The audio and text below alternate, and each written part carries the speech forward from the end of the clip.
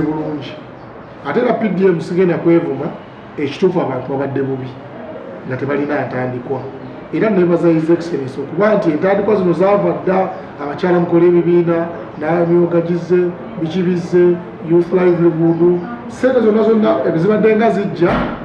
nga kisinziira kusitula muntu waki wa bulijjo naye njagala tugende straight ku nkola ya PDM nga webadde Nansana tulina endowooza esooka okubeerawo ebintu ebisoose okuaffectinga naye kasooka enkuwa otwituluse nina divisions nnya nina Gombe division nina nabwe nina Busukuma ne Nansana municipality ne Nansana division so tulina households 48 mu Gombe division ezaka benefici ezakafuna muki mu nkola eno ya PDM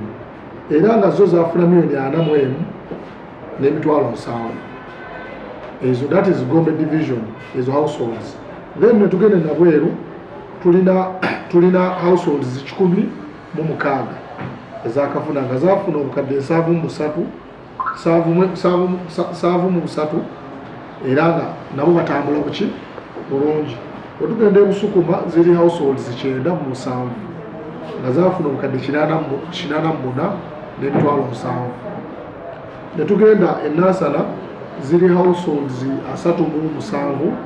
era nga zakafuna $2,200 so lwaki figures zino zigenda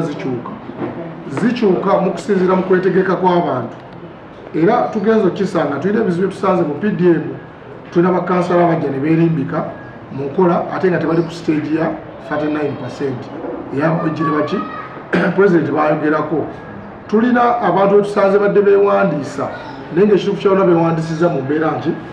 nkyamu tulina ekizibu kyona tufunye mu PDM nti abaganda baffe oba abakozi baffe betusindise mu puroguramu eno ate bakyajinga munnayuganda omutwalo gumu n'ekitundu oli atusindise mu ssente zaabwe wejjere kuba atalina kuba bw'oba olowooza okusabiriza ku kkubo kyangu kugenda osabirize n'ennyazaalawo ng'ayitawo so president yatajetinga abantu abadde basabiriza abantu abadde bawejjere naye nga balina sober mind kyova olaba twatagetinga ennyumba etasobola kusuza 50,000 buli mutwe ti 50,000 kyekizibu ky'omu bulamu bw'ensi eno PDM oba omukola ki omugenda musooka nsala alina omusaala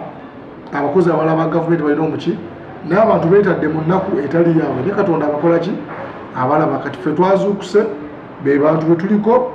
betuli mu verification era twayimirizaamu lwakukola verification yaki y'abantu abo abalala ekirala kyembadde gamba ezo complaining okubadde okwemulugunya okubadde kuliwo kubadde kw'abantu basolooza ssente ekyo kimu abantu 15 bo bakwate ku nsonga bwe zitya era nkubiriza abannansana mwenna buli alina omuntu amusabye ennusu 2,000 oba nnusu 1,000 oba ssente egi emu ku ssente zaki eno PDM omukulembeze yagambye bagita do or die yagalagaana kkiriza ogaane kola bwoti weebake yimirira PDM eteeka okutambula Uganda ki yonna kubanga yoona omulwanyi yalabye design ya Uganda nti abantu waliwo abakozi tubalina nekola ki capital gwe batalina message kyenda gyenyiza okutwala ku PDM mbadde nkubiriza abantu ba Uganda mwenna naye of course nga setalinga ku Nansana municipality eyani kyentwala sente za PDM sizakwana bakazi sente za PDM towemera buli kantu kayitawo omanyi bannayuganda olufuna ssente anaali emberenge nalaba owawatermelon saliraako nalaba owameevu kandi ku kiwago kino sente zino zibeere nga Katonda abasaasire zibasitule message kyenda gyenyiza okwogera mbadde nsaba bannaddiini kusaidinga y'obusiraamu muveeyo musomese puroguramu zitya kubanga n'ekyo kitukubye ku saidi y'obusiraamu bagamba liba naye liba nze ekitono kyenjimanyiiko liba osituka n'ogenda ku banka n'ogenda nsaba kuwola kumpola $2,000,000 banka neekulya tamuzi zaayo ez'okuwola neegamba $2,000,000 njagalamu emitwalo 3 oba manerenda naye zino ssente omukulembeze w'eggwanga yakeera ku makya ng'ekirowoozo kye n'akidizayiningira abantu be nga wadizayinize security nga wakoze enguudo nga wataddewo okusoma kwa bonna basome ebintu ebityo ze program zajja designinga era PDM eri mu manifesto ye ekitegeeza yabirowooza dda agenda atuukiriza butuukiriza byeyamba ku bannayuganda ffe musiraamu kyo kyebayita saddaaka so njagala nnyo abasiraamu tuveeyo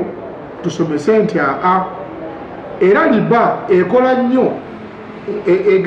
erabibwa nnyo nga bakuwoze ng'era olina okuzaayo amagoba naye zino ssente zidda wannannyini tetulina magoba pulezidenti gatwagaza otubona okwekolamu groups zaffe nga tuli abantu 10 kuba buli woodi bagenda kugiwa obukadde 100 mu gundi eno financial inclusion third gundi gye stage 3 gye kwe tuli ffe kale tusuubira obukadde 100 buli woodi bwe munaagabanyamu mu groups eziruddawa eziri awo tewali 10 kyetusuubira kigenda kudda waani wa pulezidenti ne 6%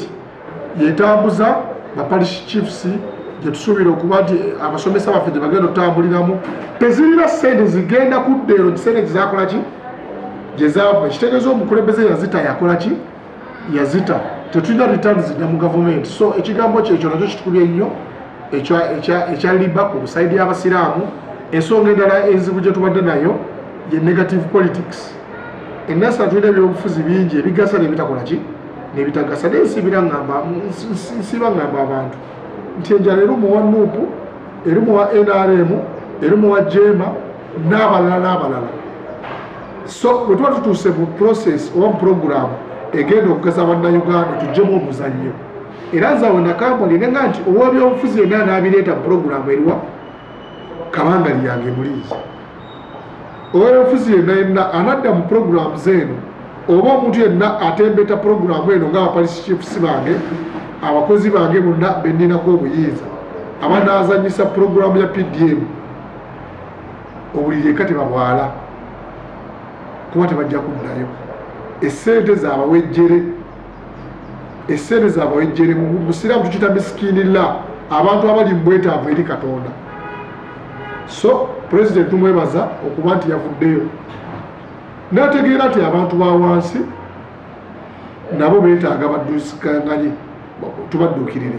nsonga kyendala entuufu nkubiriza abantu ssente abafunye ssente zino bagende bagwe mu bizinesi balinamu experience tebageting excited ne ssente awo wabbiringanya amanye nti bbiringanya gwasobola ow'ennyaanya agende mu nyaanya naye gweolunafuna ssente newewulira mu kusigula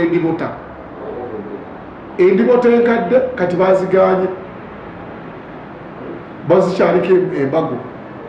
obuveera omusolo gw'amaanyi so tugende mu kintu kyolabye okola ki otegeera